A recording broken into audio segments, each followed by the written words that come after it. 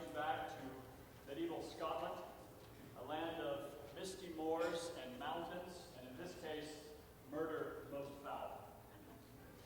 So without further ado, we give you Macbeth.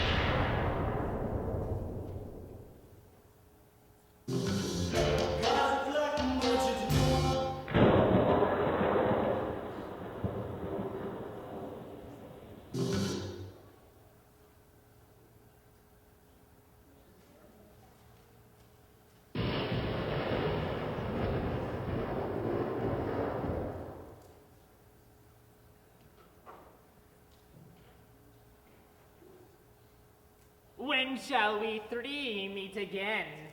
In thunder, lightning, or in rain? When the hurly-burly's done, and when the battle's lost and won. That will be ere the set of sun. Where be the place? Upon the heath. There to meet with Macbeth! I don't remember. Petticoat! Anon. Fair is foul, and foul is fair. Hover through the fog in filthy air. Fair is foul, and foul is fair. Hover through the fog in filthy air.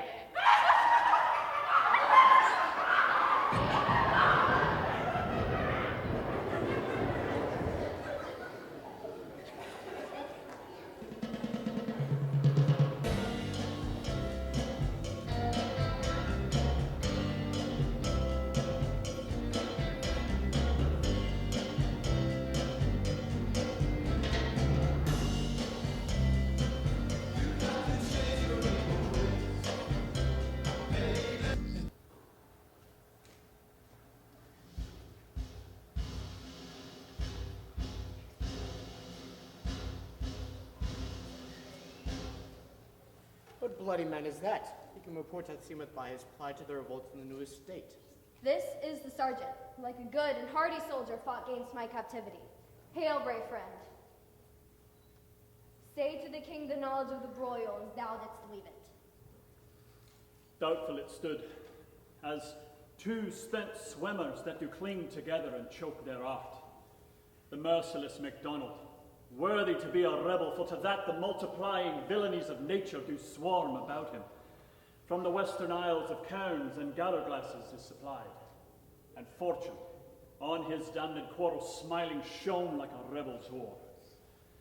But all's too weak, for brave Macbeth, well he deserves that name, disdaining fortune with brandished steel which smote with bloody execution, as valor's minions carved out his passage till he faced the slave, and ne'er shook hands with him, nor bid farewell till he had unseamed him from the nave to the chops, and fixed his head upon our battlements. Hurrah! Wait, Hawkins, worthy gentlemen.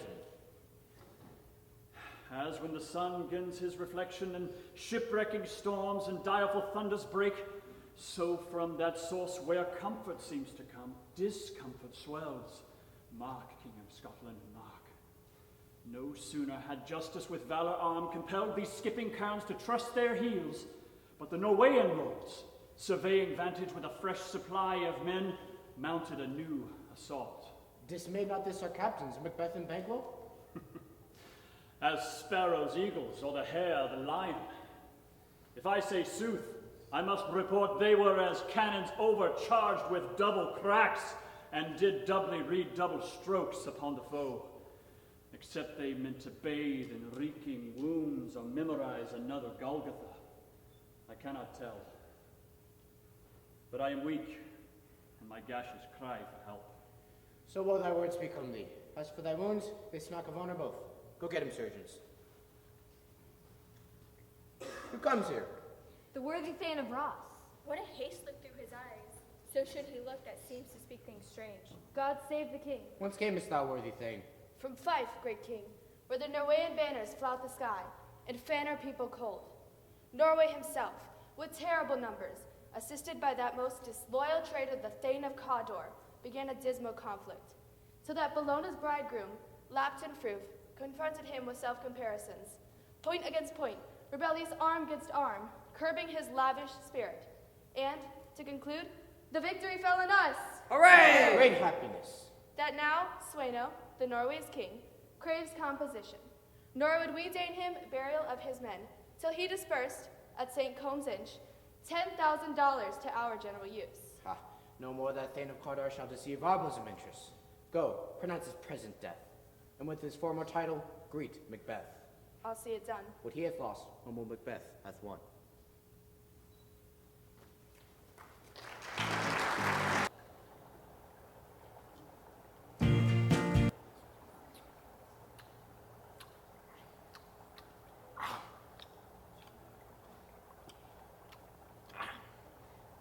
Where hast thou been, sister? Killing swine. Sister, where thou? A sailor's wife had chestnuts in her lap, and munched, and munched, and munched. Give me, quoth I, aroint thee witch, the rump-fed Runyon cries. Her husband to elope was gone, master, oh the tiger. But in 7 nights out through the sail, and like a rat without a tail, I'll do, and I'll do. I'll give thee a wind. Thou art kind. And I, another. And I myself have all the other. All the ports that they blow, all the quarters that they know. In the shipman's cart I'll drain him dry as hay.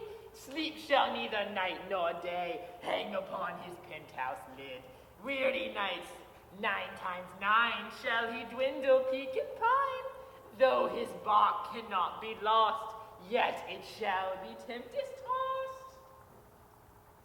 Look what I have. Show me.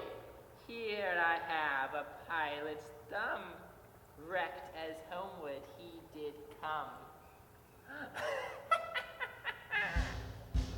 A drum, Macbeth doth come. The weird sisters, hand in hand, posters of the sea and land, thus do go about, thrice to mine, and thrice to mine, and thrice again to make up 9. Peace, the charms wound up. So foul yet fair a day I have not seen. How far is it called the forest, sir? What are these, so withered and wild in their attire, that look not like the inhabitants of the earth, and yet are on it? Live you, or are you aught the man may question? You seem to understand me, by each one her fingers upon her skinny lips. You should be women, and yet your beards forbid me interpret that you are so. Speak, if you can. What are you? All hail Macbeth! Hail to thee, Thane of Glant! All hail Macbeth. Hail to thee, Thane of Cawdor. All hail Macbeth, thou shalt be king hereafter. Good sir, why do you start? You seem to fear things that do sound so fair. In the name of truth, are ye as fantastical, or that which outwardly ye show? My noble partner you greet with present grace and great prediction of noble having of royal hope. To me you speak not. If you can look into the seeds of time and say which grain will grow and which will not, speak then to me, who neither beg nor fear your favors nor your hate. Hail! Hail. Hail. Lesser than Macbeth, yet greater. Not so happy, yet much happier. Thou shalt get kings, though that thou be none. So all hail Macbeth and Banquo. Banquo and Macbeth, all hail! Stay, you imperfect speakers, and tell me more. By Sinel's death, I know that I am Thane of Glamis. But how of Cawdor? The Thane of Cawdor lives, and to be king, it stands not within the prospect of belief. Say from whence you owe this strange intelligence, and why, upon this blasted heath, you stop us on our way with such prophetic greeting. Speak, I charge you.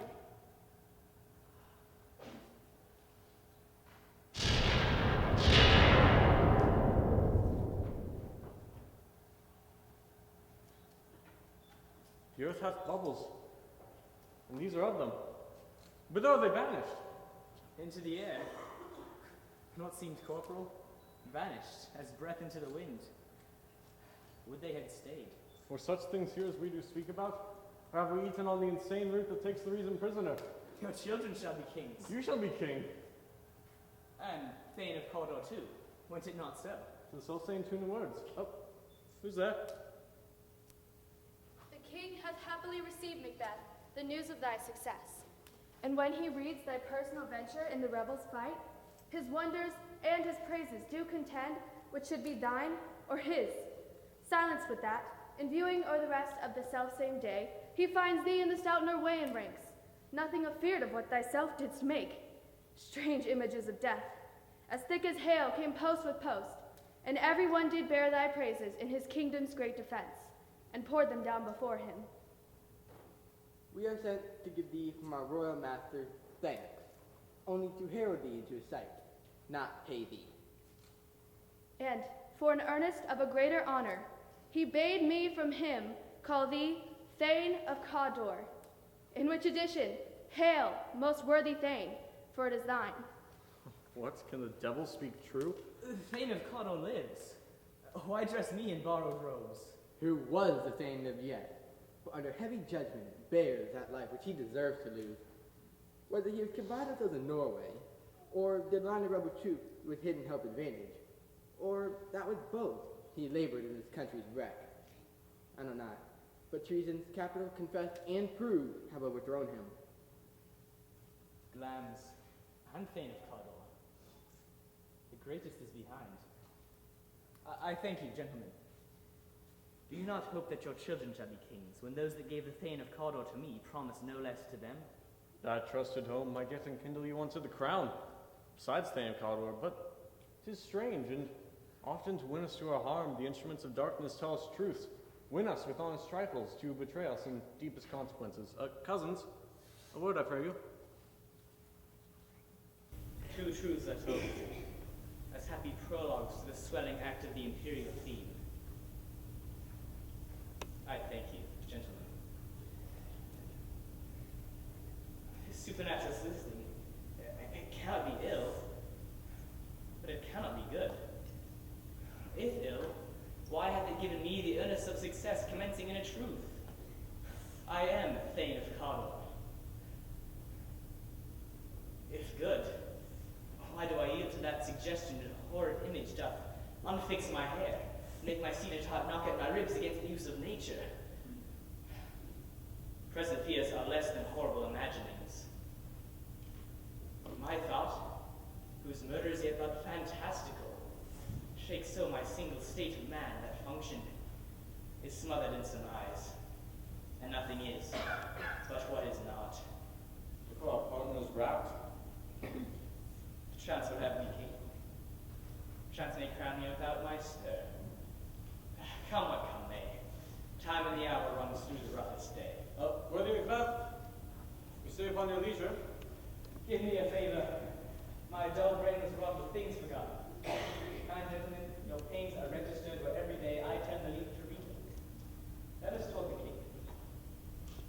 Think upon what hath chanced, and at mortal time the interview having waited. Let us speak our free hearts one to other. Very gladly. Till then, enough. Come, friends.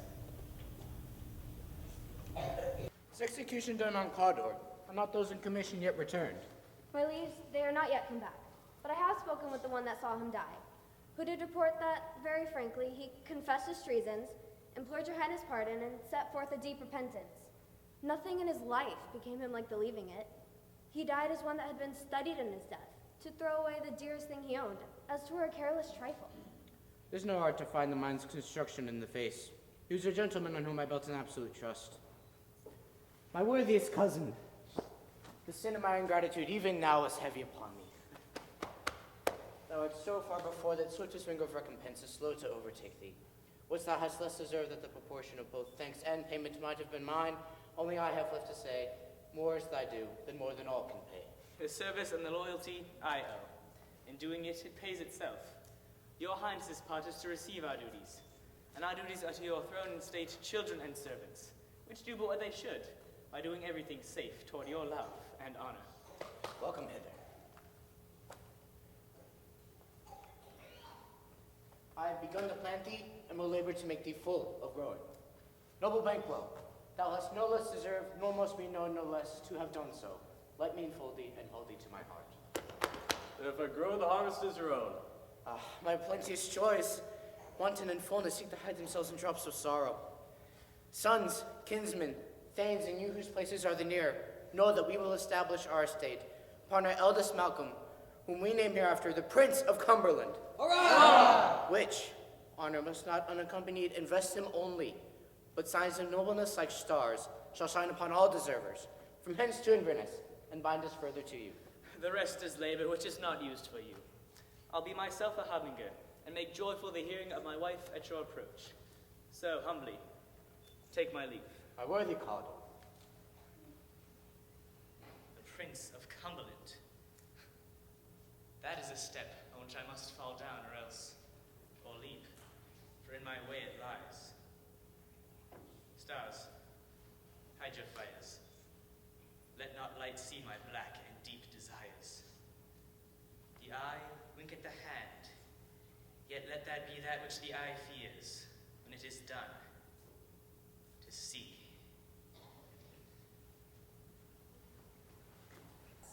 And I have learned by the perfectest report, they have more in them than mortal knowledge. When I burned in desire to question them further, they made themselves air, into which they vanished. Whilst I stood wrapped in the wonder of it, came missives from the king, who all hailed me Thane of Cawdor, by which title before these weird sisters saluted me and referred me to the coming on of time with hail.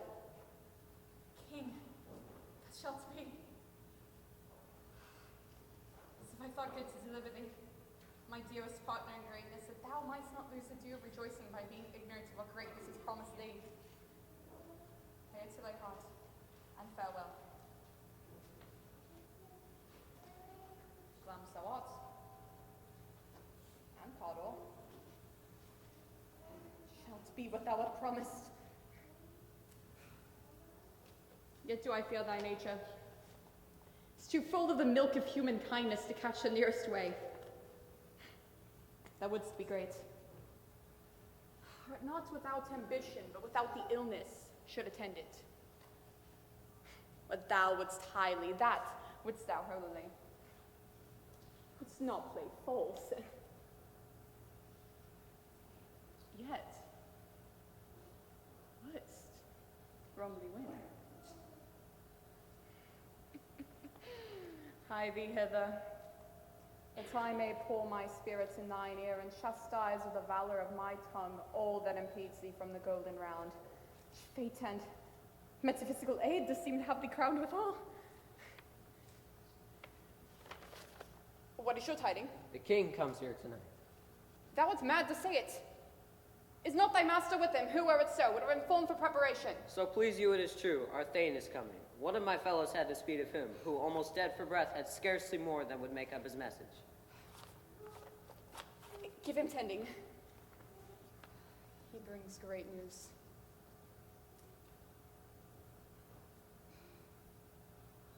The raven himself is hoarse, croaks the fatal entrance of Duncan under my battlements.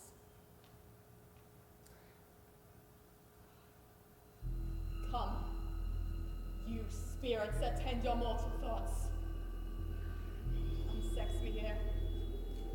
Fill me from the crown to the toe top full of direst cruelty. Make thick my blood. Stop up the access and passage through more sudden near compulsious visitings of nature. Shake my fell purpose. nor keep peace between the effect and it. Come, you murdering ministers, whoever in your sightless substance you wait upon nature's mischief. Come, thick night, and pour thee in the dotted smoke of hell. My keen knife see not the wounded heads. Nor heaven peep through the blankets of the darkness, cry, hold! Hold! A great glance. Worthy Cawdor. Greater than both, by the all hail hereafter. Thy letters have transported me beyond this ignorant present, and I feel now the future the instant. My dearest love, Duncan comes here tonight. And when goes hence? Tomorrow, as he purposes. Oh, never shall sun that morrow see. Your face, my Thanes, is a book where men may read strange matters. To beguile the time. Look like the time. Bear welcome in your eye, your hand, your tongue. Look like the innocent flower, but be the servant under it. He that's coming must be provided for, and you shall put this night's great business into my dispatch, which shall to all our nights and days to come give solely sovereign sway and masterdom. We will speak further. Only look up clear. 'Twill to favor, ever is to fear. Leave all the rest to me. See, your honored hostess. The love that follows us sometime is our trouble, which we still think is love. Herein I teach you how you shall bid God ill us for your pains and thank us for your trouble. All our service at every point, twice done and then done double, a poor and single business to contend against those honors deep and broad wherewith your majesty loads our house. For those of old, and the late dignities heaped up to them, we rest your hermits. Where's the Thane of Cawdor? We course him up the hills and hide a purpose to be his purveyor. But he rides well, and his great glove sharp as a spur, hath opened to his home before us. Fair noble hostess, we are your guest tonight. Your servants ever have theirs, themselves, and what is theirs, in compt, to make their audit at your highness's pleasure, still to return your own. Give me your hand. Conduct me to my host. We love him highly and shall continue our graces toward him. By your leave, hostess.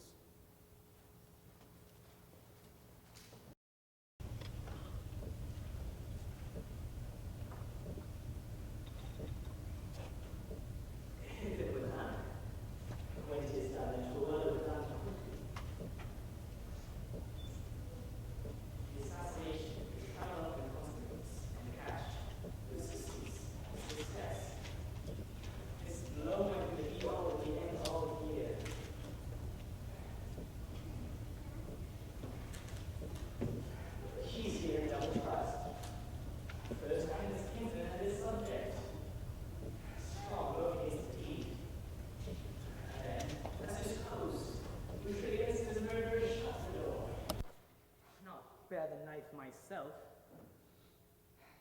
Besides, this Duncan hath all his faculties so meek. He has been so clear in his great office that his virtues will plead like angels, trumpet tongue. It's the deep damnation that is taking off. I have this bird beside my head. Only holding ambition, trolling itself and falls upon the earth. What is? It's never stopped right here on the camera. At the last point.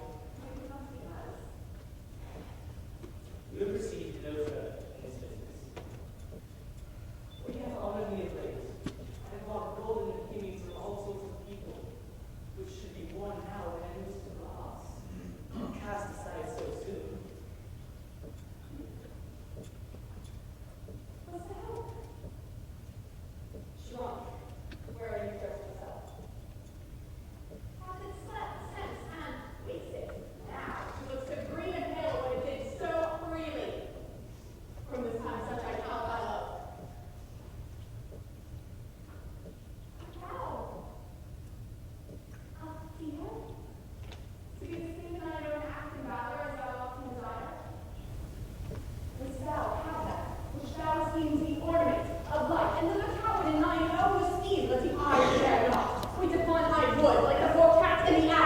peace.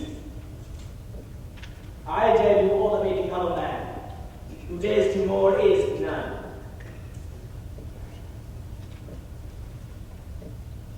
What's the beast? What's it then? That made you break this enterprise to me? When you just do it, then you are mad. And to be more than what you were, you is so much more than mad. Time, no place, and dignity here in which you could make them both. They have made themselves. The fitness now doesn't make you. I have given something of her tender to this cultivated girl. It would. While it was smiling in my face, I plucked my nipple from his boneless gums and bashed the brains out. Had I so sworn as you have done to this.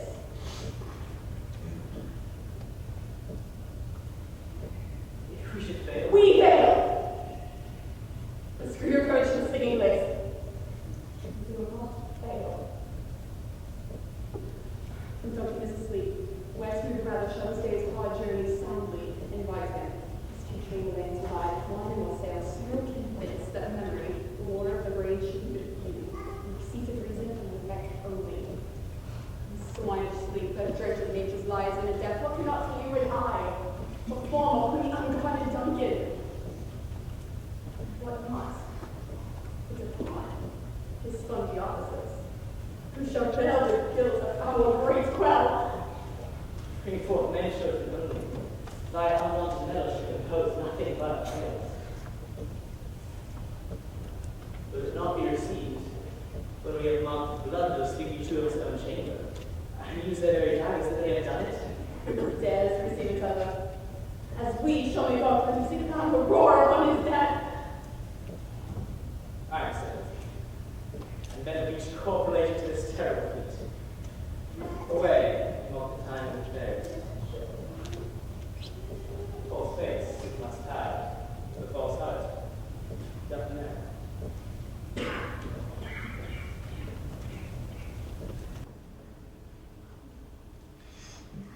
How goes the night, boy?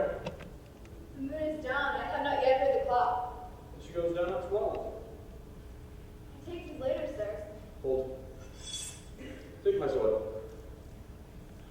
There's husband we have, but candles are all out. Heavy summons lies like lead upon me, yet I will not sleep. Merciful powers, restrain in me the cursed thoughts that nature gives way to in repose. Oh, give me my sword. Who's that? A friend. What's good? Don't you get the rest? You think it's bad? It is an unusual pleasure. Says more great largesse to your offices. This diamond creature is white with all, by the name most kind hostess, and shut up and measure this content. Being unprepared, Willie became the servant to defect. Which else should we have brought? All's well. I dreamt last night of the three-red sisters.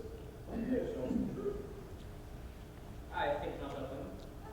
Yet, when we could entreat an hour to serve, we would spend it with some words upon that business.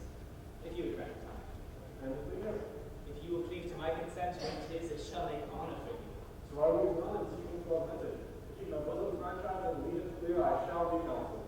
Could repose the while. Thanks so, like you.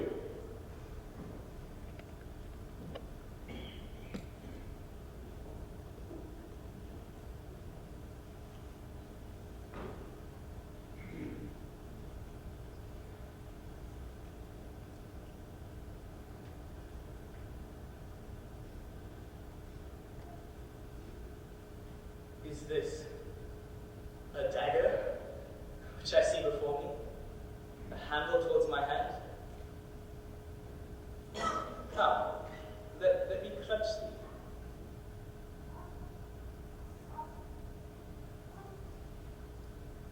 I have thee not, yet I still see thee. Art thou not? Fatal vision, sensible to touch as to sight? Or art thou but a dagger of the mind? False creation proceeding from the heat of pressed brain.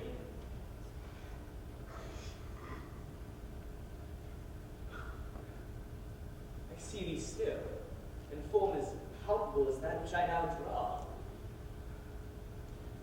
Thou ushest me the direction I was going, and such an instrument I was to use.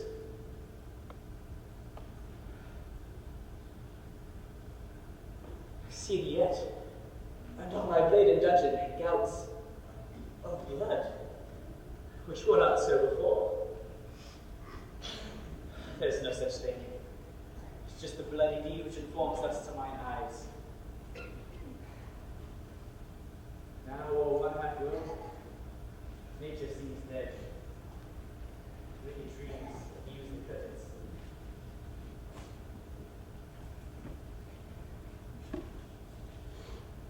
Thou sure firm set earth. Hear not my steps, where they walk. Till hear the very stones preach of my whereabouts, and take the present form from the time, which now suits with it. All's I threat, he lives. Words the heat of deeds, too cold breath gives. I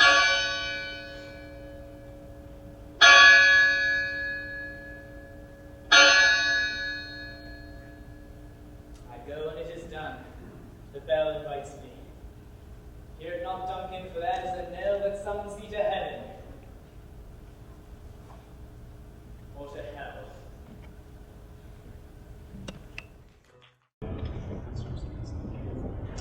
That's what you've made them drunk, have made me full. Quenched them have given me fire.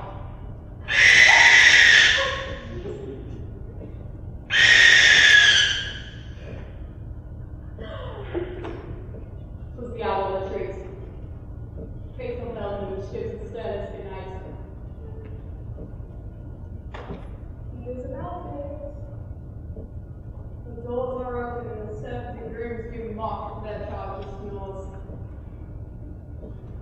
I have drugged their faucets, that deaf in nature do contend about them, whether they live or die.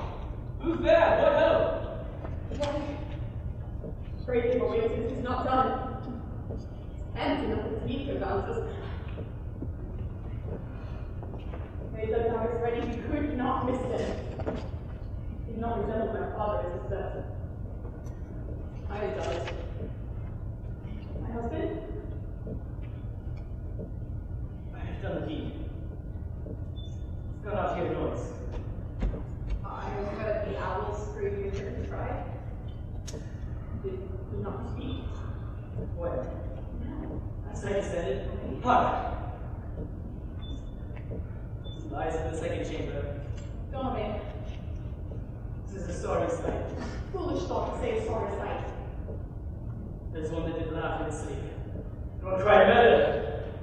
But they did with each other. I stood as head of them. They did say their prayers and addressed them again to sleep. We watched together. One cried, God bless us. And again the other, as they had seen me with his hangman's hands.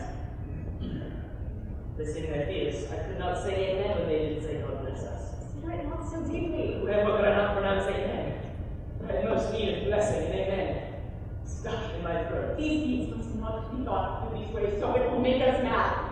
You thought I heard a voice cry, sleep no more. Macbeth, does murder sleep? Innocent sleep. Sleep that picks up the rabbit, sleep of care. The death of each day's life, so late as a tap. Born of dead minds, great nature setting course. She nourished her life's feast. With speed! Still it cried, sleep no more to all the house. Lambs hath murdered sleep, and therefore Cawdor shall sleep no more. Macbeth shall sleep no more. Who was it that thus cried? I, heavy pain, to avenge your noble strength of things so ransaking your face. It's wash this filthy witness from your hand. Why did you bring these daggers to the place? They must lie there. Oh, carry them. Smear the sleepy grooves with blood. I'll go no more. I'm afraid to leave what I have done. But on it again, I dare not. Infernal purpose. Need the daggers. Sleeping in the devil is pictures. This guy is a child. He is the painted devil. He do believe he'll plead on the faces of the group with all, for it must seem their guilt. Whence is that knocking? How is it with you? Every noise does not call me.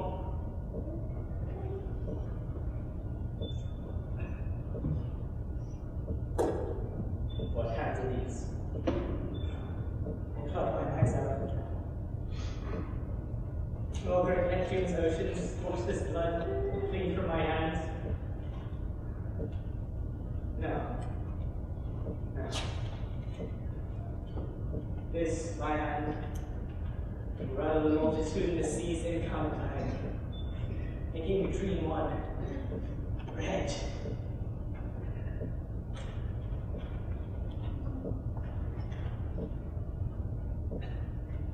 My hands are of your color. I shame where hearts so white. You're knocking at the self-entry. Higher way to our chamber. What is of this deed? How easy is it then? Your constancy has left you unattended.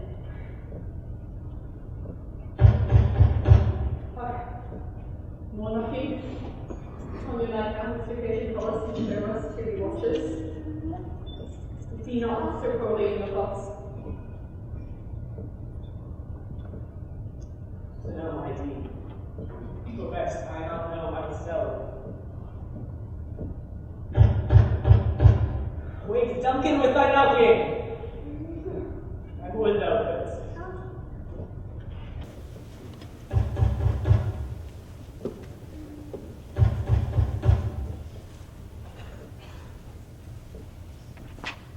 Is thy master stirring? Or not the best way to here he comes. Good morrow, noble sir. Good morrow, love. Is the king stirring, worthy Jane? Not yet. He did command me to call time on him, but I've almost slipped the hour. I'll bring it to you. I know it is a joyful trouble to you, but yet, this one. The labor we lighted for physics came. This is the door. I'll make your bolts fall, or 'tis my limited service. Goes the king hence today? He does. Uniform, sir. Tonight has been unruly. Where we lay, our chimneys were blown down. And, as they say, lamentings heard in the air. Strange screams of death. Some say, here's the receivers of heated shade. 'Twas a rough night. My own remembrance cannot parallel the fellow to it. Oh, horror! Horror! Horror! Tongue nor heart, not conceive nor name thee. What's the matter? Confusion now hath made his masterpiece. No sacrilegious murder hath broke up the Lord's temple, and still fenced the life of the building. She say, the light? Mean you his majesty? Approach the chamber and destroy your sight with your cordon. Do not bid me speak. See, no speak yourselves.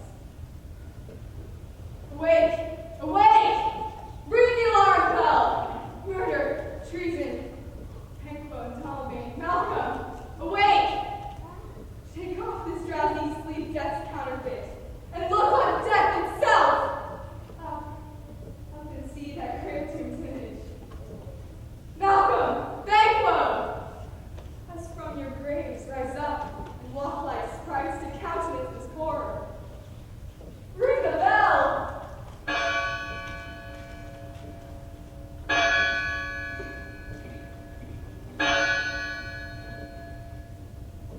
What's the business of such a hideous trumpet call to follow you asleep as a vow? Oh, gentle lady, it's not for you to hear what I can speak. The repetition in a woman's ear would murder as it fell. Oh, Banquo, Banquo! Our royal master is murdered! What's in our house? Too cruel anywhere. Dear doctor, prithee, contradict thyself. Say it's not so. Had I but died an hour before this chance, I lived a blessed time. From this moment, there is nothing serious in mortality. All is but toys. Renown and grace is dead. The wine of life is drawn, and me at least is left his vault to brag of.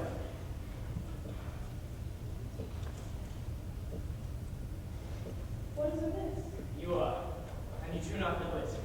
Spring, the fountain of your blood is stopped. The very source of it is stopped. Your royal father is murdered. What? By whom? Does his chamber, as it seems, have done it? Their hands and faces were all badged with blood. So were their daggers, which he dropped in my ground. No man's life is to jest with them. And who repent me of my fury that I did kill them? Wherefore did you so?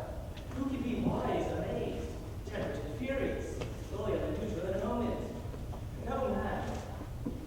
The elect of me, his silver skin laced with golden blood, his gashed spells of which had reached in nature for ruin's wasteful entrance. And there, the murderers, steeped in the colors of their trade, the daggers unmannerly breached with gore. Who could refrain? That had a heart to love, and in that heart courage that makes love known. Henrietta! What's it, lady? Why do we hold our tongues when those who win this argument are ours? What should we spoken to? Where are they? Hidden in a powerful, they rush to see us. Let's wear it, we do not take them. Nor our strong smiles on the blood of mercy. Look to the lady. When we are naked frailty, say that we suffer exposure. Let us meet. Question this most bloody piece of work to know it further. Fears and scruples shake us. In the great hand of God I stand, and thence against the underworld's pretense I fight a treasonous malice. And so do I! So do I! And as briefly done our manly readiness to meet in the hall together. What will you do? It's not consort with us. Showing unfelt sorrow is an office which the false man does easy. I'll take it. Are than I. A separated fortune shall keep us both safe. Where we are, they there. His guidance and his smile. The years of blood, the years of blood. This murderous shaft of shot has not yet lighted, and our safest way is to avoid the aim. Therefore, to horse, and let us not be dainty of lead taking, but shift away. There's warrant in that step. Steal the self, when there's no mercy left.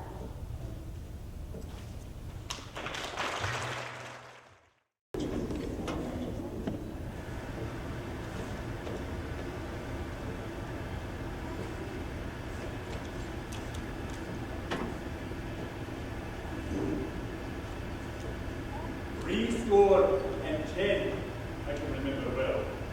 When within the volume of which time I had seen hours dreadful and things strange. But this sword knight hath trifled former knowings. Good Father, thou seest the heavens, the stroke of man's act, runs this bloody stage. By the clock, 'tis day, and yet the dark night strangles the traveling man. Is night the dominance, or the day's shade? The darkness that the face of earth's gloom, or when living light should kiss it? 'Tis unnatural. Even like the deepest dawn. On Tuesday last, a falcon, towering in her private place, was by a melting owl hawked at and killed. And Duncan's voices, a thing most strange and certain. Eunice and Swift, the minions of their race. Turned wild in nature, broke their stalls, flung out, contending against obedience, as they would make war with mankind. They say they did wage each other. They did so, to the enablement of mine eyes that we could post. Here comes the perfect death. How goes the road there now? Oh, I see not. The snow is more than close to me. It's getting better.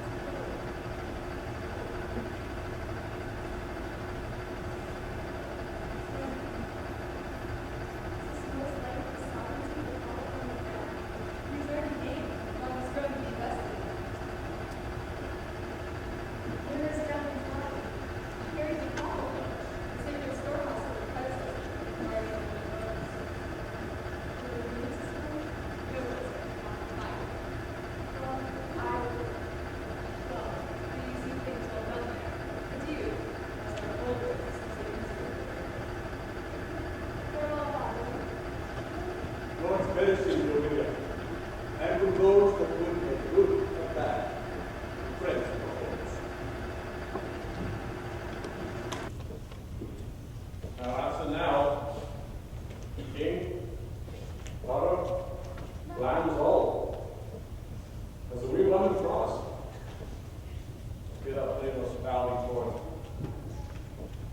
It was said it should not stand and die posterity for that myself. To be the root and father of many kings. To come truthful, and as upon thee Macbeth the sweet to shine. Why my verities on thee may good, may not be my own as well, and sit me up in hope, but touch no more.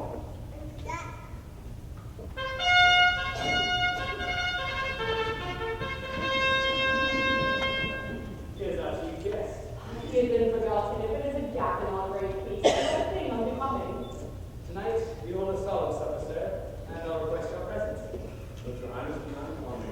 Which my duties are with the most undecidable time, President? Graduate this afternoon. I'm your lord. To which we should have the of advice, but they both brave and cautious in this day's council. We'll take tomorrow. Is it by your right? While my lord is more than time for assisting supper, and on my horse better, I must become a borrower of the night for a dark hour of flame. They are not our feet. My lord has not. We go our bloody cousins up east of England and Ireland, confessing their cruel parricide and paying their ears with strange attention. But of that tomorrow, when they have knowledge of Connell's fate, very natural. I ate a horse, as you till your return tonight. Here's Lance, will you? I make the lord. I'm just called upon. I wish your horses swift and sure, and so you can make it to their back. Farewell.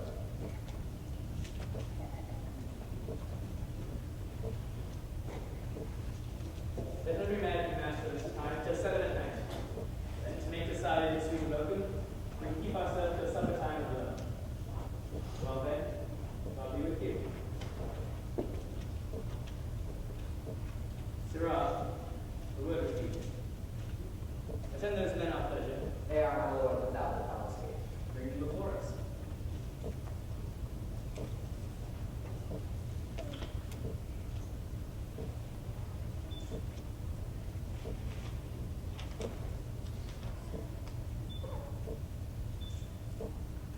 To be thus is nothing, but to be safely thus.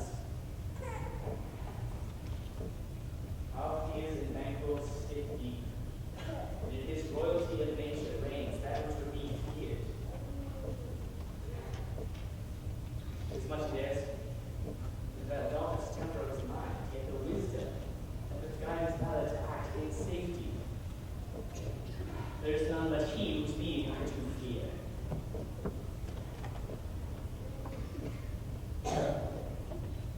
Each of his sisters, when they first put the name of king upon me and made them speak to him.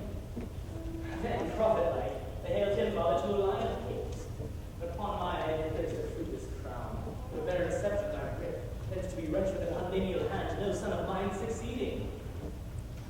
If it be so, then the thankless issue have I filed in my mind. Them the gracious Duncan have I murdered, for the rank is the lesson of my peace only for them. And my eternal jewel, given to the common enemy of man to make them kings, the seed of bankroll kings.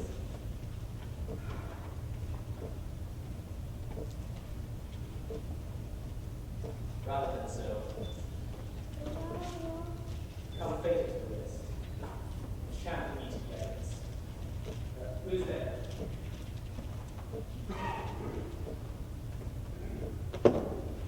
Now go to the door and stay until we call.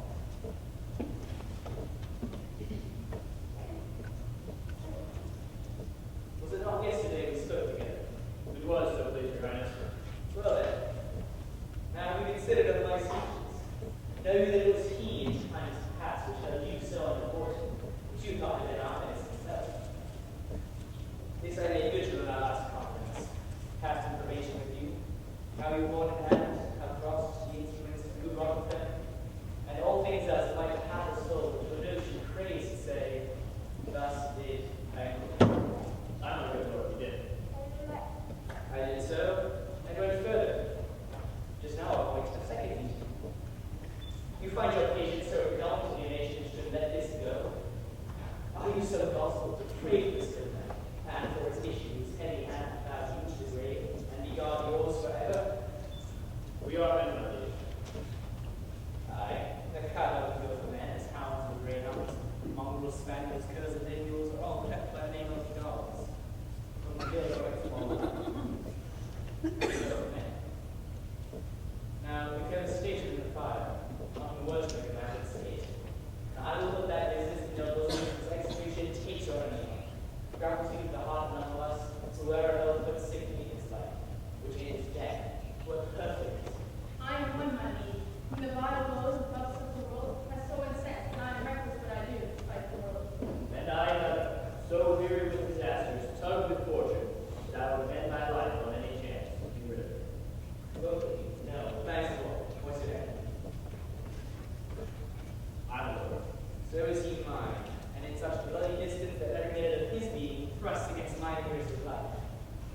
though I could with bare-faced power sweep them from my sight and bid my will about it.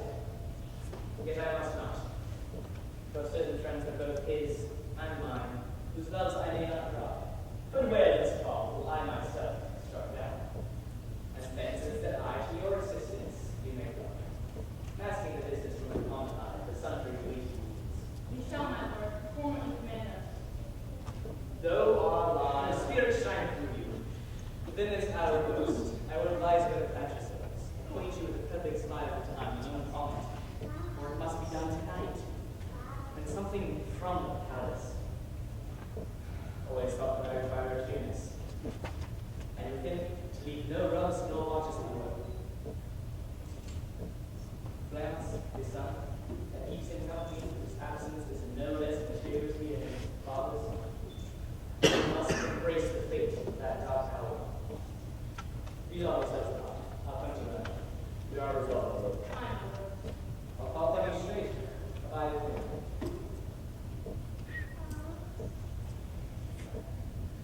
This concluded. Thankful thy soul's delighted to find her.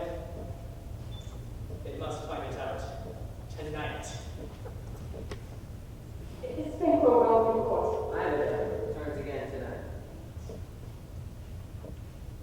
Say to the king, I would attend his leisure for a few words. Madame, I will.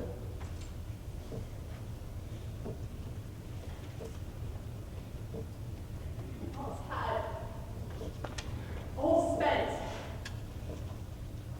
Her desire. With our king's head. To be that which we destroy. My destruction. Well, hopeful joy. Oh, my Lord. Why do you keep alone? Sorry to fancies your companions making you sink those thoughts which indeed should have died with them they think on. Without all remedy should be without regard. What's done is done.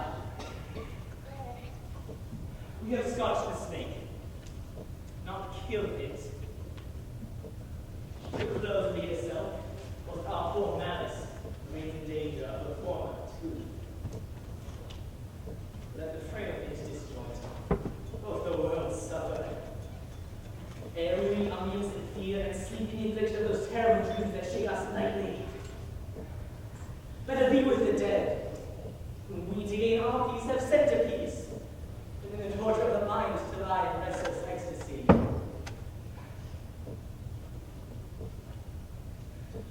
Duncan, it's in his grave. After life's fitful fever, he sleeps well. Treason, that's at his worst. No steel, no poison, not a domestic foreign enemy. Nothing can touch him further.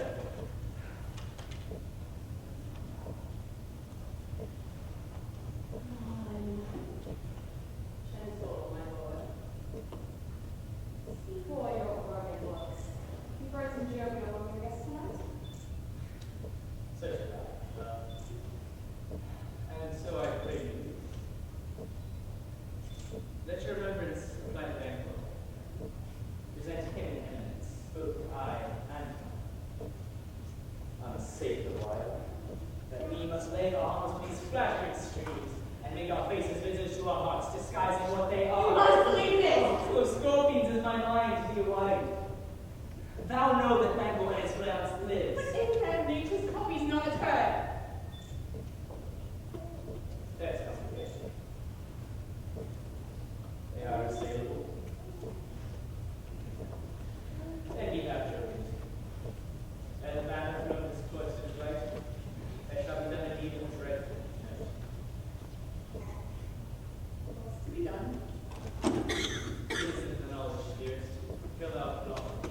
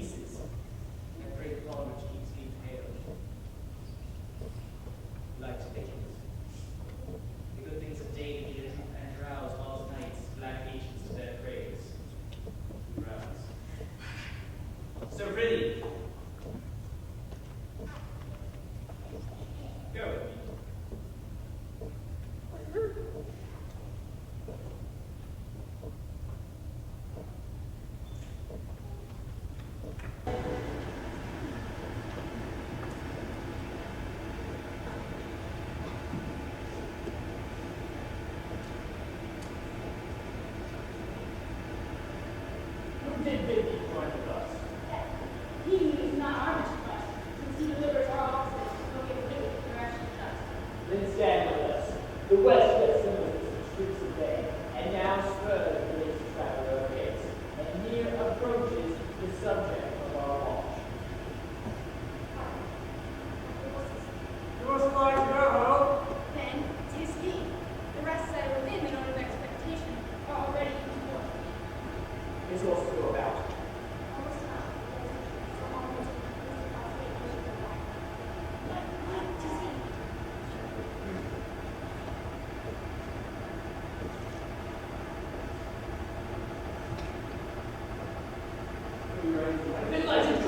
Treachery! Blind and belts! Blind! Blind!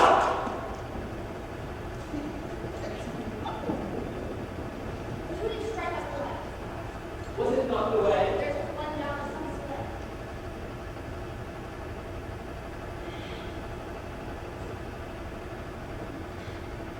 We have lost the best half of our fare.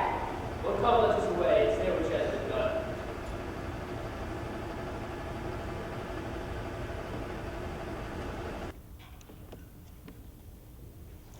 You know your own degrees. Sit down. And first and last, the hardy one. Thanks, Your Majesty. Our self-mingled society play the humble host. Our hostess keeps us state, but at best time, we require a welcome. Pronounce it for me, sir. To all our friends. From my heart speaks they are welcome. See, the encounter deals with our house things. Suicides or even, else in the midst. Be large and note. None we can measure the table round.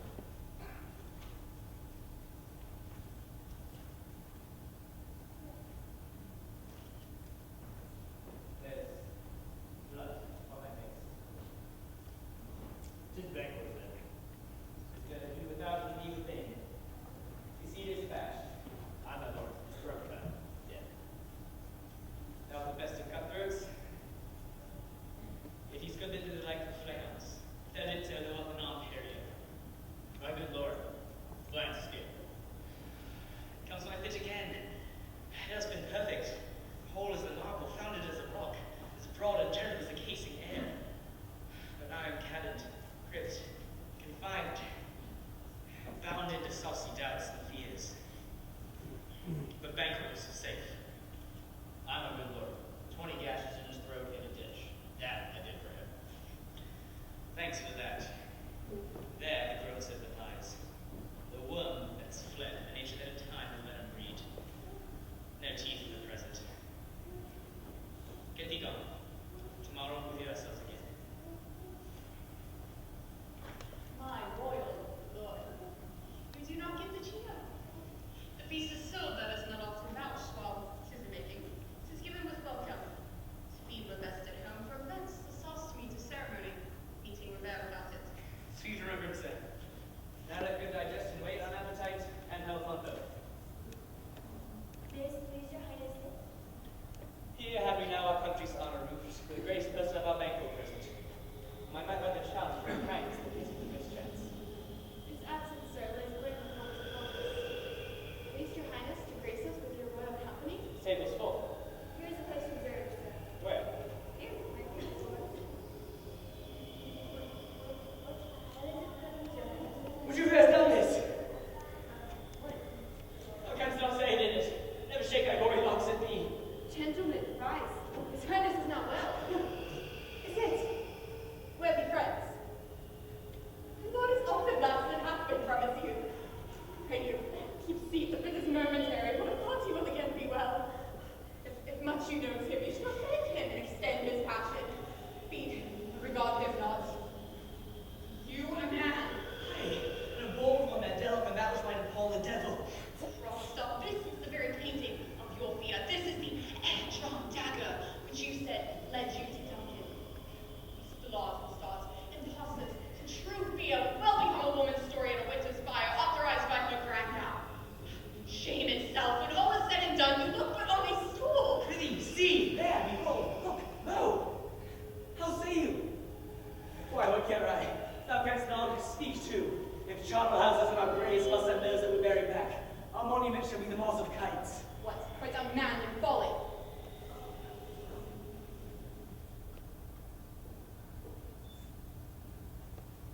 If I stand here, I saw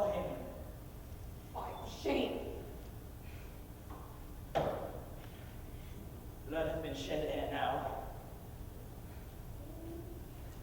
In the olden time, they had a humane statute purge the gentle wheel. Aye, and since too, murders have been performed too terrible for the ears. The time has been that when the brains were out, man would die in their end. But now they rise again. 20 mortal murders on their crowns and push us from our stools. This is more strange than such a murder is. My worthy lord, your noble friends do back you. I do forget. Do not use any of my most worthy friends. I have a strange infirmity, which is nothing to those that know it. Come. Love and health to all. Then I'll sit down. Give me some wine. Feel full. I drink to the general joy of the whole table, and to our dear friend Bangle, whom we miss, when he were here. To all, and him we thirst, and all to all. Our duties and the pledge. A born truth I slay, that the earth hide thee. That not the merit thy blood is cold, that was so speculation as eyes without us flare away. Think of this, good peers, but as a thing of custom, 'tis no other. Only it spoils the pleasure of the time. What man dare, I dare. Approach not like a rugged Russian bear, the armed rhinoceros, the Hukin tiger. Take any shape but that, my firm nerve shall never tremble. Or be alive again, and fend me to the desert with thy sword. With trembling mine hands and protect me the baby of a girl. And this horrible shadow, under the mockery heads!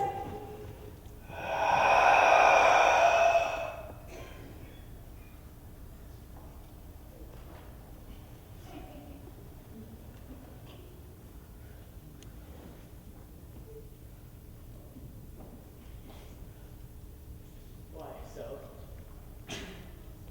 Being hung. I am a man again. Pray, sit still. You have displaced the mirth, broke the good meeting, but most admired in disorder. Can such things be in our close like a summer's cloud without our special wonder? You make me strange, even to the disposition that I owe. For when I think that you can behold such sights and keep the natural ruby of your cheeks when mine are blanched with fear. What sights, my lord? I pray you. Speak not. He grows worse and worse. The question enrages him. Now, at once. Good night. Send not upon the order of your going, but go at once. Good night, and better health attends His Majesty. And good night to all.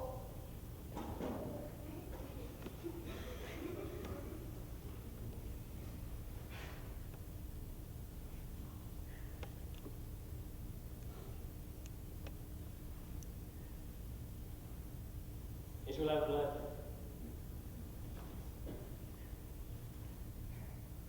They say blood will have blood.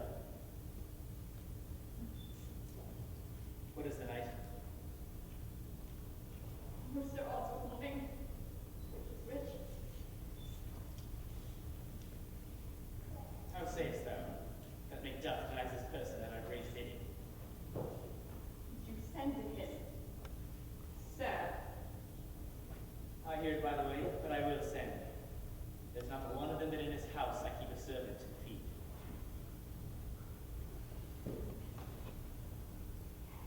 I will tomorrow. Be time for those weird sisters. More shall they speak, for now I am meant to know, by the worst means, the worst. For mine are good, all causes shall give way.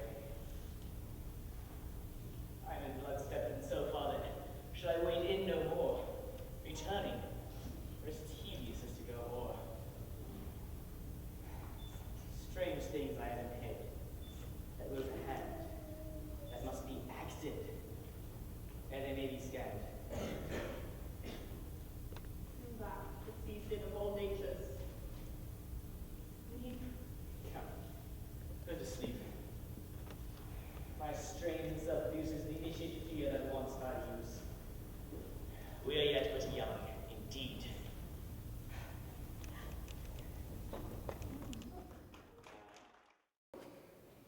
The former speeches have been your thoughts, which can interpret further. Only I say, things have been strangely born. The gracious Duncan was PaideiaMacbeth. Merry, he was dead. And the right valiant Banquo walked too late.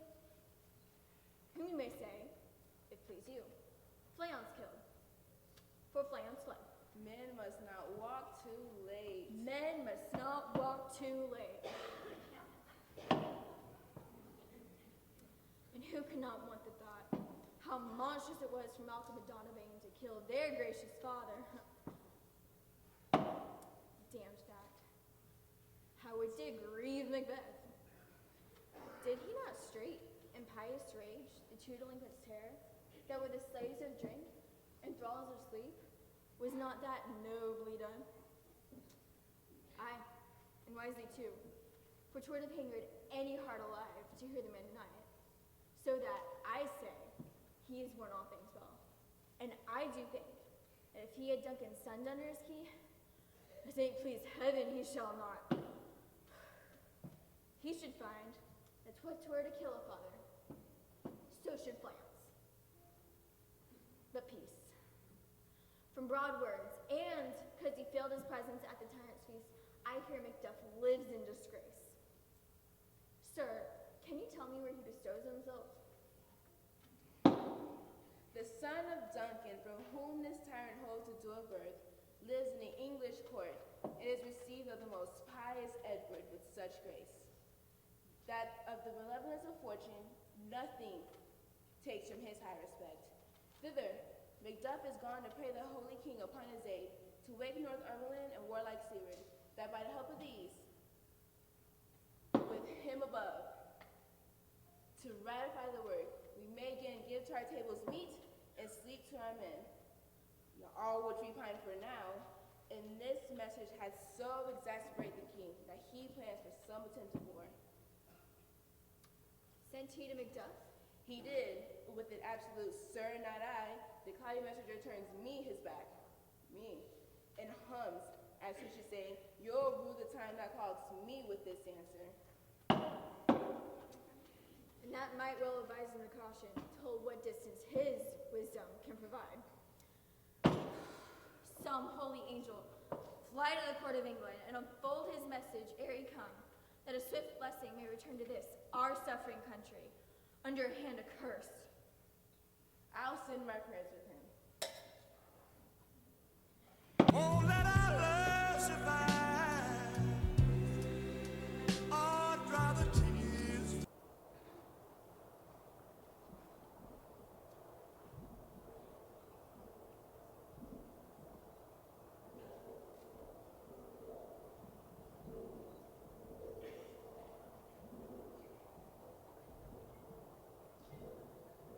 Thrice the brinded cat hath mewed. Thrice and once the hedge pig won. Pop your cries, 'tis time, 'tis time.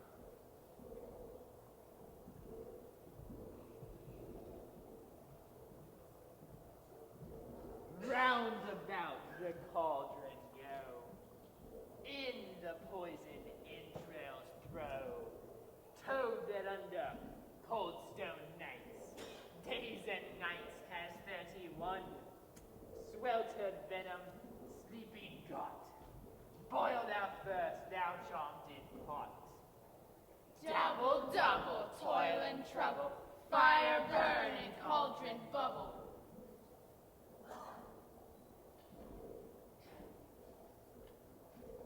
Bit of a fenny snake, in the cauldron, boil and bake. Eye of newt, and toe of frog, wool of bat, and tongue of dog, adder's fork, and blindworm's sting, lizard's lip, and howlet's wing, for a charm of powerful trouble like a hell-brought boil and bubble. Double, double, toil and trouble, fire burn and cauldron bubble.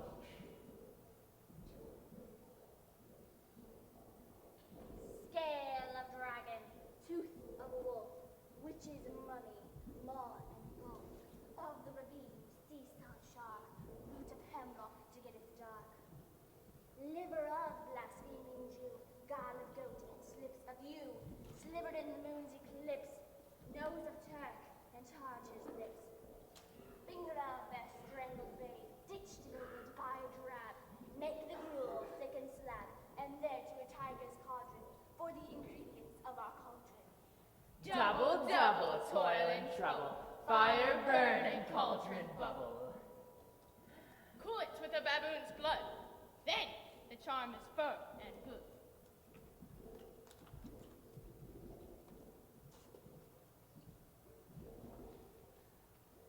By the pricking of my thumbs, something wicked this way comes.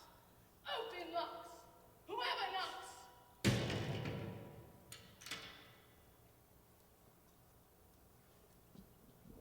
How now, you secret black and midnight hags? What is to do? A deed, without a name.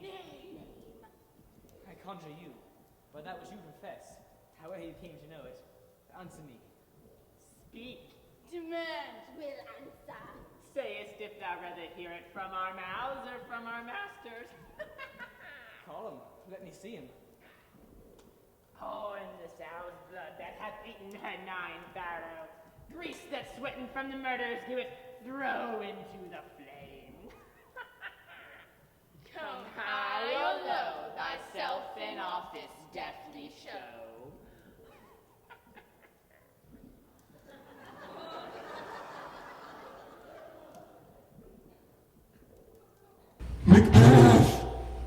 Macbeth! Beware, Macduff! Beware the Thane of Fife! Dismiss me! It is enough! Whatever thou art, for thy good caution, thanks. Thou hast taught my fears aright.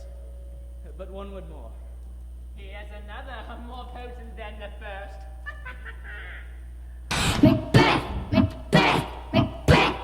Blind, bold, and resolute, laugh to scorn the power of man, for none of woman born shall harm Macbeth.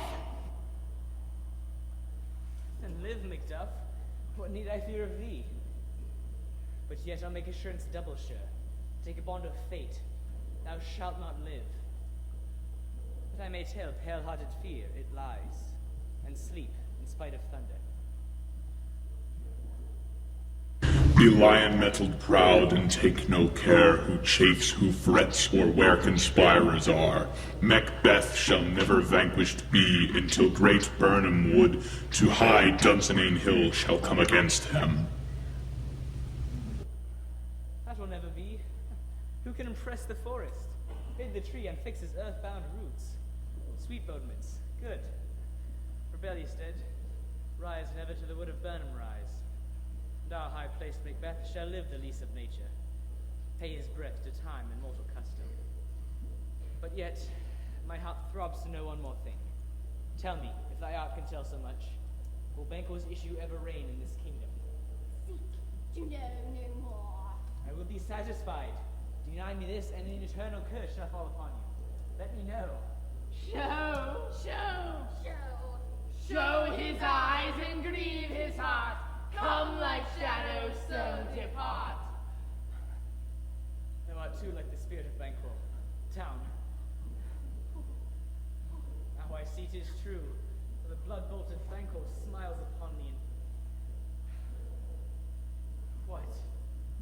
Is this so? Aye, but why stands Macbeth thus amazedly?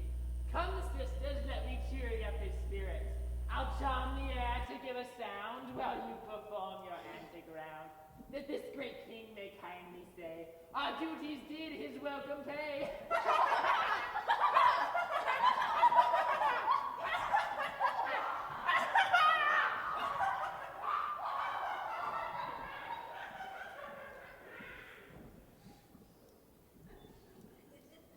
Where are they? Gone? At this pernicious hour stand I accursed in the calendar.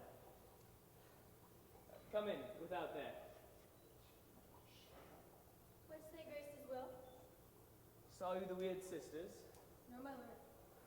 Came they not by you? Nor indeed, Infected be the air whereon they ride, and damned be all those that trust them. I did hear the galloping of horses. Who was it came by? 'Tis 2 or 3, my lord, that bring you word Macduff has fled to England. Fled to England? Aye, my lord. Time, thou anticipatest my dread exploits. The flighty purposes ne'er o'ertook unless the deed go with it. From this moment on, the very first things of my heart will be the first things of my hand. And even now, to crown my thoughts with acts, be it thought and done. The castle of Macduff I will surprise, seize upon Fife, give to the edge of the soul his wife, his babes, and all unfortunate souls that trace him in his line. No boasting like a fool. This deed I'll do before this purpose cool. But no more sights. Where are these gentlemen? Come, bring me where they are.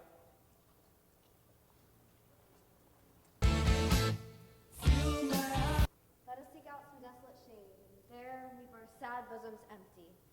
Let us rather hold fast the mortal sword, and like good men bestride our downfall and birthdom. Each new morn, new widows howl, new orphans cry, new sorrows strike heaven on the face. That resounds as if it felt with Scotland, and yelled out like syllable of dolor. What I believe I'll will, what no believe, and what I can address. As I shall find the time to friend, I will. You have spoke, it may be so, perchance. This tyrant, whose sole name blisters our tongues, was once thought honest. I am young, but something you may deserve of him through me. And wisdom, to offer up a weak, poor, innocent lamb to appease an angry god. I am not treacherous. But Macbeth is. A good and virtuous nature may recoil in an imperial charge. But I shall crave your pardon. Though all things fouled wear the brows of grace, yet grace must still look so. I have lost my hopes. Perchance even there where I did find my doubts. Why in that rawness left you wife and child, those precious motives, those strong knots of love without leave-taking? I pray you let not my jealousies be your own dishonors, but mine own safeties. You may be rightly just, whatever I shall think. Lead, lead, poor country. Great tyranny, lay thou thy basis sure, for goodness dare not check thee. Wear thou thy wrongs, the title is afeard. Fare thee well, lord. I would not be the villain that thou thinkest for the whole space that's in the tyrant's grasp, and the rich east to boot. Be not offended, I speak not in absolute fear of you. I think our country sinks beneath the yoke. It weeps, it bleeds, and each new day a gash is added to her limbs. See who comes here. My countryman, but yet I know him not. My ever gentle cousin, welcome thither. Oh, I know him now. Good God, the times remove the means that make us strangers. Sir, amen. Stand Scotland where it did? Alas, poor country, almost afraid to know itself. It cannot be called our mother, but our grave, where nothing, but who knows nothing, is once seen to smile, where sighs and groans and shrieks that rend the air are made, not marked, where violent sorrow seems a modern ecstasy, and the dead man's now, is there scarce asked for who? And good men's lives expire before the flowers in their caps, dying, or ere they sicken. Oh, relation too nice and yet too true. What sinuous grief? Each minute seems a new one. How does my wife? Why, well. And all my children? Well, too. The tyrant has not battered at their peace? No, they were well at peace when I did leave them. Tell us more. How goes it? What I could answer with comfort. But I have words that would be howled out to the desert air, where hearing should not latch them. What concern they? The general cause? Or is it some fee grief due to some single breast? No mind that's honest, but in it shares some woe. Though the main part pertains to you alone. If it be mine, keep it not from me. Quickly, let me have it. Let not your ears despise my tongue forever, for they shall possess them with the heaviest sound they ever yet heard. I guess at it. Your castle is surprised, your wife and babes savagely slaughtered. To relate their manner were on the quarry of these murdered deer, to add the death of you. What man? Ne'er pull your hat upon your brow. Give sorrow words. The grief that does not speak bids the orphan heart and bears it break. What? All my children? Wife, children, servants, all that could be found. And I must be from thee thence. My wife killed too? I have said. Be comforted. Let us make medicines of great revenge to cure this deadly grief. He has no children. Did you say all? Oh, hellkite, all? What? All my pretty chickens and their dam in one fell swoop? Dispute it like a man. I shall do so. But I also must feel it as a man. I cannot help but remember such things were that were precious to me. What? Did heaven look on and would not take their part? Oh, sinful Macduff. They were all struck for thee. Not that I am. Not for their own demerits, but for mine. I fell slaughter on their souls. Heaven, rest them now. Be this the whetstone of your sword. Let grief convert to anger. Blunt not the heart, enrage it. Oh, I could play the woman with mine eyes and braggart with my tongue. But, gentle heaven, cut short all intermission. Bring thou this fiend of Scotland and myself. Within my sword's length set him. If he escape, heaven forgive him too. This tune goes manly. Come, go we to the king. Our power is ready, and our lack is nothing but our leave. Macbeth is ripe for the shaking, and the powers above put on their instruments. Receive what cheer you may. The night is long that never finds the day. I have 2 nights' watch with you and can perceive no truth in your report. When was it she last walked? Since her majesty has went into the field, I have seen her rise from her bed, throw upon her nightgown, unlock her closet, take forth paper, fold it, write upon it, read it, seal it, and afterwards return to her bed. All of this while in most fast sleep. A great perturbation in nature to receive at once the benefits of sleep and to do the effects of watching. In this slumber agitation, besides her walking and other actual performances, what, at any time, have you heard her say? That, sir, which I will not report after her. You may to me, and 'tis most meet you should. Neither to you nor to anyone, having no witness to confirm my speech. Lo you, here she comes. This is her very goddess, and upon my life, fast asleep. Observe her, stand close. How came she by that light? Why, I stood by her. She has light by her continually. 'Tis her command. You see her eyes are open. Aye, but their senses are shut. What is it she does now? Look how she rubs her hands. It is an accustomed action with her, to seem thus washing her hands. I have known her to continue in this a quarter of an hour.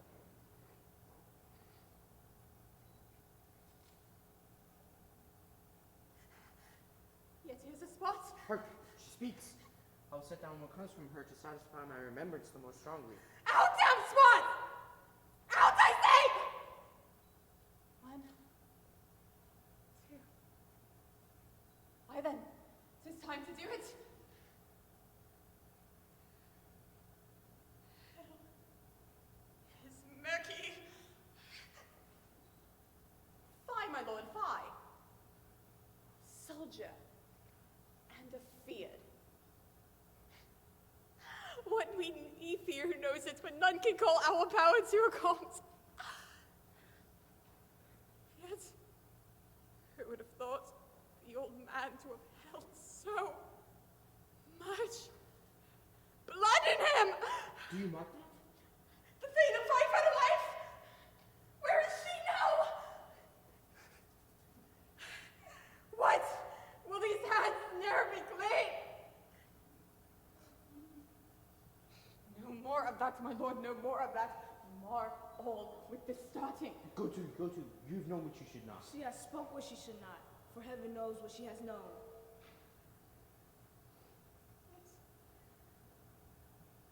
Here's the smell of the blood. Still! All the perfumes of Arabia will not sweeten this little hand! Ah!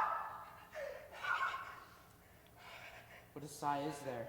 The heart is sorely charged. I would not have such a heart in my bosom for the dignity of the whole body. Well, well, well. Pray God it be, sir. This disease is beyond my practice, yet I have known these which have walked in their sleep and have died holily in their beds. Wash your hands. Put on your nightgown. Look not so pale. I tell you, yet again, Banquo is buried. He cannot come out of his grave. And so? To bed. To bed. There's knocking at the gates. Come. Come, come, come. Give me your hand. What's done cannot be undone. To bed. To bed. To bed. Will she go not to bed? Directly. Foul whisperings are abroad. Unnatural deeds do breed unnatural troubles. Infected minds to their deaf pillows would discharge their secrets. More need she the divine than the physician. God, God, forgive us all. Look after her. Remove from her all means of annoyance, and still keep eyes upon her. So good night. My mind she has made it, and amazed my sight. I think, but dare not speak. Good night, good doctor.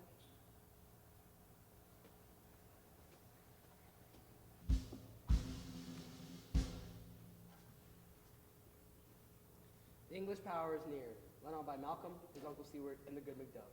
Revenge and burn in them, for their dear causes wood to the bleeding, and a grim alarm excite the mortified man.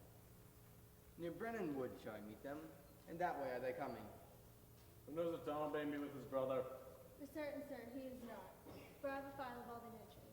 There is Seward's son, and many other unmarkers, that even now protest their first manhood. What does the tyrant? Great Dunsinane he strongly fortifies. Some say he's mad. Others at lesser age do call it valiant fury.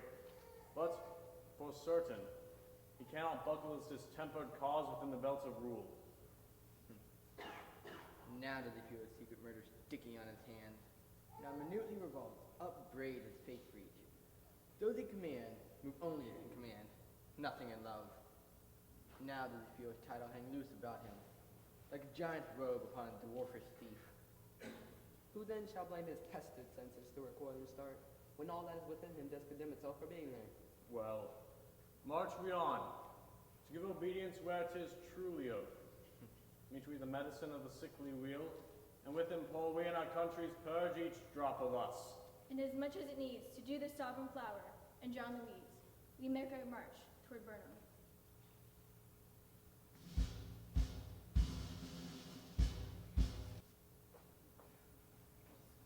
Bring me no more reports, let them fly all.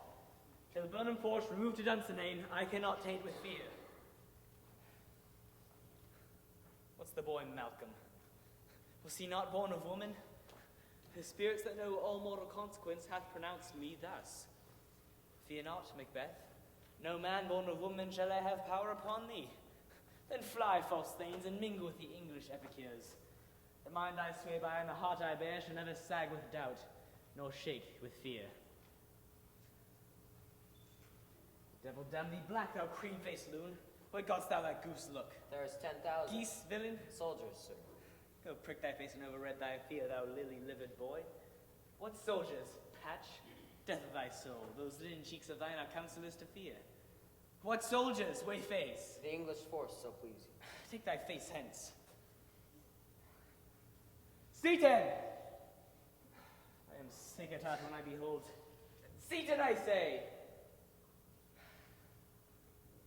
This push will cheer me ever, or deceit me now. I have lived long enough.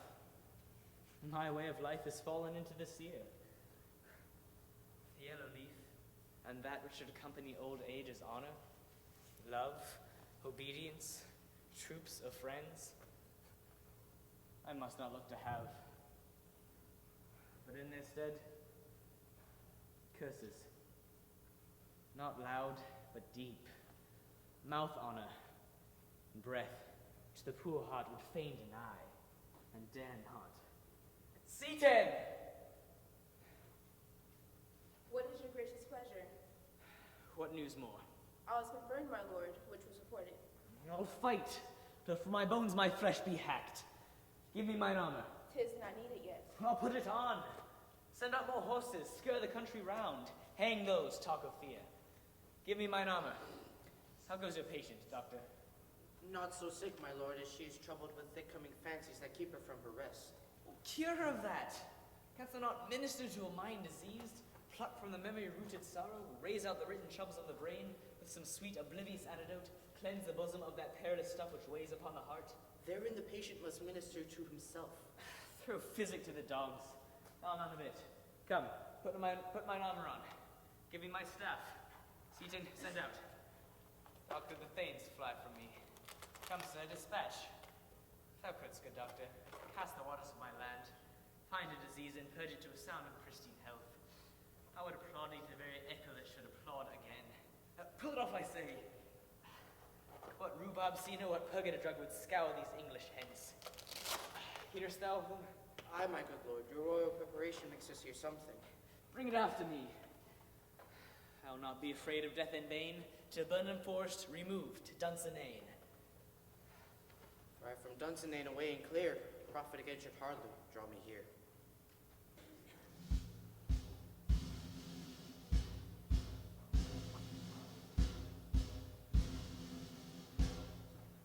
Cousins, I hope the days are near at hand that Chambers will be safe. We doubted nothing. What wood is this before us? The wood of Burnham. Let every soldier hew him down a bow and bear it before him. Thereby shall we shout of the numbers of our host, and then make discovery ere and report of us. It shall be done. We learn no other but the confident tyrant keeps still in Dunsinane, and will endure our setting down before it. 'Tis his main hope. For where there is advantage to be gone, both more and less have given him the revolt, and none serve with him but constrained things, whose hearts are absent too. Let our just censures attend the true event, and put we on industrious soldiership. The time approaches. Thou will with due decision make us know that which we shall say we have, and what we owe. Thoughts speculative our unsure hopes relate, but certain issues, strokes must arbitrate, towards which advance the war.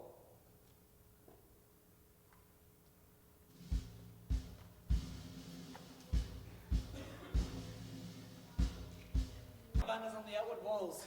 The cry is still they come. Our castle's strength will laugh a siege to scorn. Here let them lie, so family argue them up. Were they not forced with those that should be ours, we might have met them dareful, beard to beard, and beat them backward home. What was that noise? It was the cry of a woman, my good lord.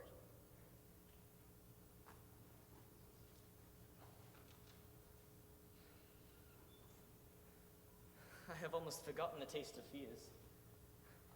The time has been. My senses would have cooled to hear a night shriek, and my fell of hair would a dismal treatise rouse and stir as life were in it. I have supped full with horrors. Dionysus, familiar with my slaughterous thoughts, cannot once stop me. Wherefore was that cry? The queen, my lord, is dead. She should have died hereafter. There would have been time for such a word. Tomorrow and tomorrow and tomorrow creeps on this petty face from day to day, to the last syllable recorded time. And all our yesterdays have lighted fools the way to dusty death. Out, out, brief candle. Life is but a walking shadow. It is a poor player that struts and frets his hour upon the stage and then is heard no more. It is a tale told by an idiot, full of sound and fury, signifying nothing. Thou comest to use thy tongue, thy story quickly. Gracious, my lord, I shall report that which I say I saw, but not know how to do it. Will say, sir. As I did stand my watch upon the hill, I looked toward Burnham, and anon the wood began to move. Liar and slave! Let me endure your wrath if it not be so. Within this 3 mile you may see it coming, I say, a moving grove. Thou speakest false. Upon the next tree thou shalt hang alive, to famine cling thee. If thy speech be sooth, I care not if thou dost for me as much. I pull in resolution, and begin to doubt the equivocation of the fiend that lies the truth. Fear not, till Burnham Wood do come to Dunsinane. And now Wood comes toward Dunsinane.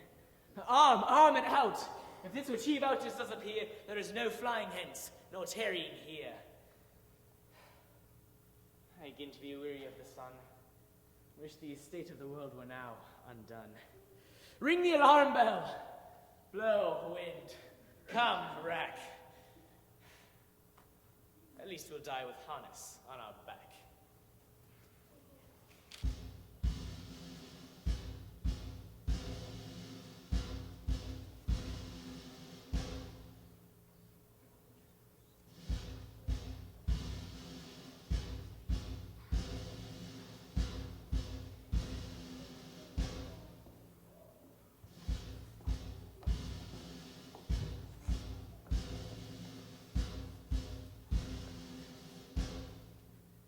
Now near enough. Your levy screens throw down. Show like those you are. You, worthy uncle, shall with my cousin, your right noble son, lead our first battle. Worthy Macduff and we shall take upon what else remains to do, according to our order. Very well. Do we but find the tyrant's power tonight? Let us be beaten if we cannot fight.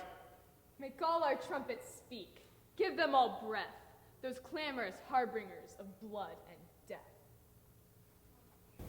That way the noises! Tyrant, show thy face! Thou beest slain by no serf of mine. My wife and children's ghosts will haunt me still. I cannot strike at wretched kerns whose arms are hired to bear their staves. Either thou, Macbeth, or else my sword and unbattered edge I sheathed again undeeded. Grant me this fortune, more I beg not.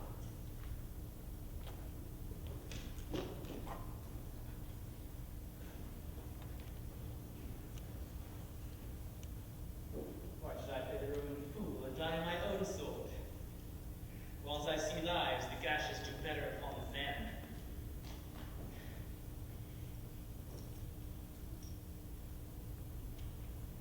Turn, hellhound, turn! Of all men else, I've avoided thee. But get thee gone. My soul is too much charged with blood of thine already. I have no words. My voice is in my sword. Thou bloodier villain, in turn forgive me act.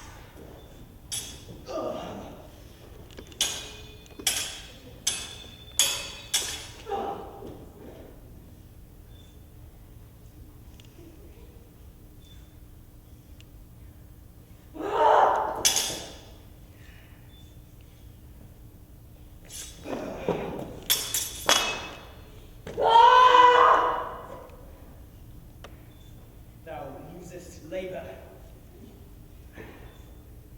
Easy mayest thou leave trenchant ale with thy keen sword and presses make me bleed. Let fall thy blade on vulnerable crests. I bear a charmed life, which must not yield to one of woman born. Spare thy charm. Let the angel whom thou still hast served tell thee. Macduff was from his mother's womb untimely ripped. Cursed be the tongue that tells me so. Cowed my better part of man. Be these juggling fiends no more believed, that palter us in a double sense. Keep the word of promise to our ear, and break it to our hope. I'll not fight thee. Then yield thee, coward, and live to be the show and gaze of the time. We'll have thee, as our rare monsters are, painted upon a pole, and under it, here may you see the tyrant. I will not yield to kiss the ground before young Malcolm's feet. Though Burnham would be come to Dunsinane, and thou opposed, being of no woman born, yet I will try my last. Before my body I throw my warlike shield. Lay on, Macduff, and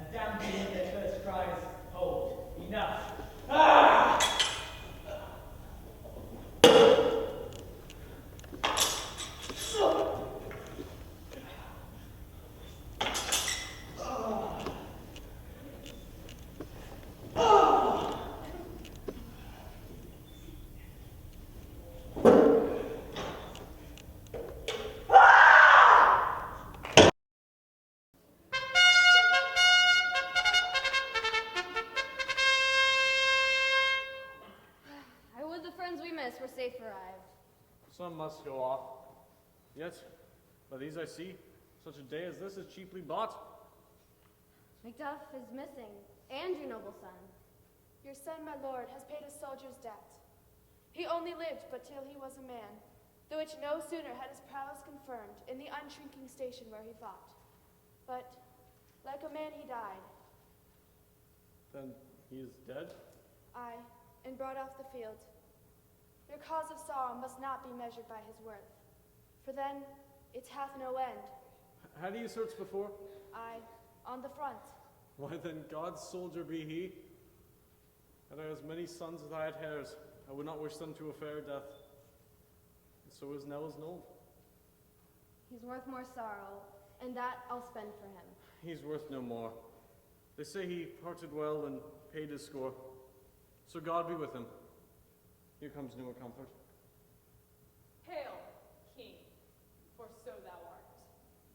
Behold where stands the usurper's accursed head. The time is free. I see thee compassed with thy kingdom's pearls, that speak my salutation in their minds, whose voice I desire loud with mine. Hail, King of Scotland. Hail, King of Scotland! My thanes and kinsmen, henceforth be earls, the first that ever Scotland in such an honor named. What's more to do is calling home our exiled friends that fled the snares of Oxford tyranny, producing forth the cruel ministers of this dead butcher and his fiend-like queen. This and what needful else that calls upon us, by the grace of grace we shall perform in measure, time, and place. So thanks to all at once, and each to one, whom we invite to see us crowned at Scone.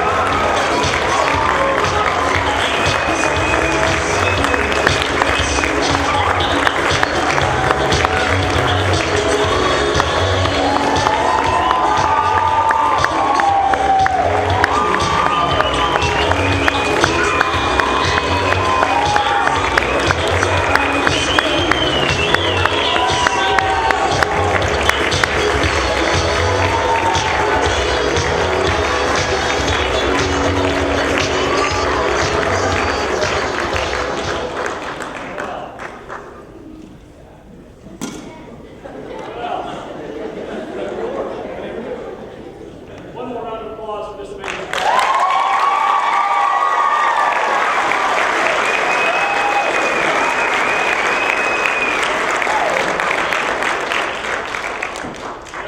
This was a lot of fun. A lot of people died, but we had fun.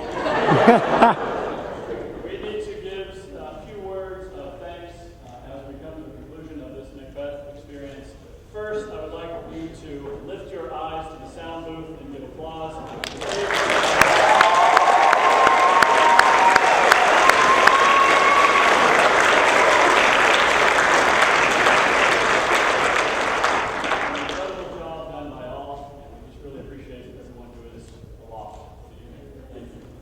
It is no easy task in preparing for a play like this and gathering severed thumbs and severed heads, as you can imagine. So we would like to thank Mrs. Pam Mizraini, wherever she might be.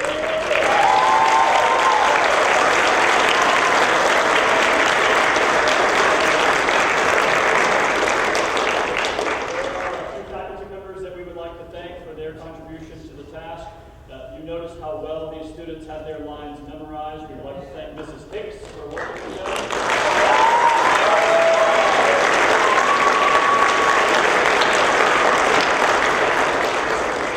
The very harrowing fight scenes were choreographed by none other than Adam Keffer.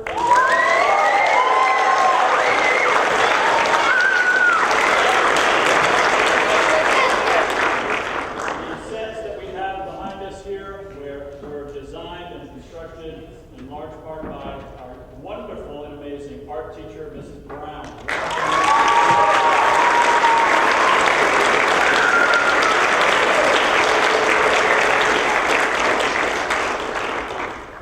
Well, we also have a very special word of thanks that we need to say to a man who is the driving force behind these plays every year. He has the energy of a Tasmanian devil. But he has a heart of gold, and we love him so very much. Mark Stone, would you come?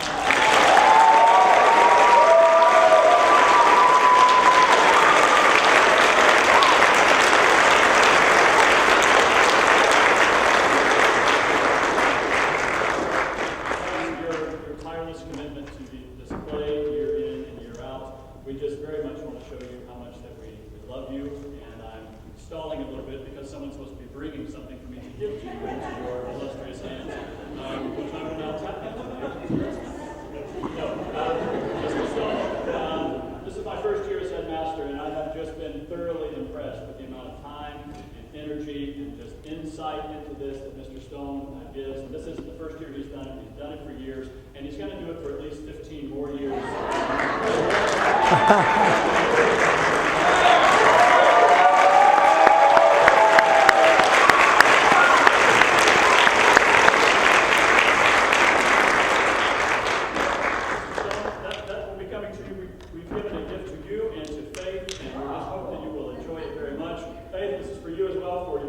Your sacrifice of time for allowing Mark to be here with us day in and day out. So we thank you so much. Oh, hey, look, thank you.